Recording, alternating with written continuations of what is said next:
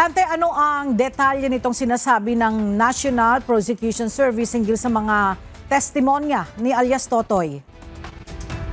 Magandang umaga, Ella. Hanggang ngayon ay wala pang formal na sinumpaang salaysay o sworn na affidavit ang whistleblower na si Julie Patidongan alias Totoy. Ayon kay Prosecutor General Richard Fadulion, nananatili pa rin akusado sa ngayon si Patidongan sa kaso ng missing sa Bungeros. Pansamantala itong nakalaya matapos payagan ng korte sa Maynila na makapagpiyansa. Ang kanya-anyang pahayag, Ella, tulad sa media, ay kailangan pa rin na i-validate ng mga otoridad kung gaano katotoo.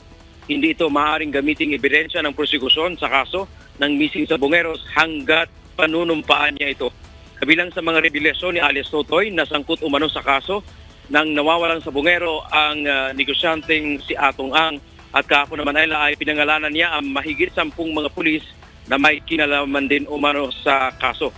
Sa darating na July 22, Ella, ay magkakaroon ng pagdinig itong kaso na isinampa kay alias Totoy kaugnay ng missing sa Bungero diyan sa Manila Branch 185, kung saan ayon pa nga sa National Prosecution Service, sa ngayon ang lahat ng mga ang abogado na kumakatawan dito kay Patidongan ay umatras sa kaso at aalamin nila kung sino ang kakatawan sa kanya sa darating na trial sa July 22.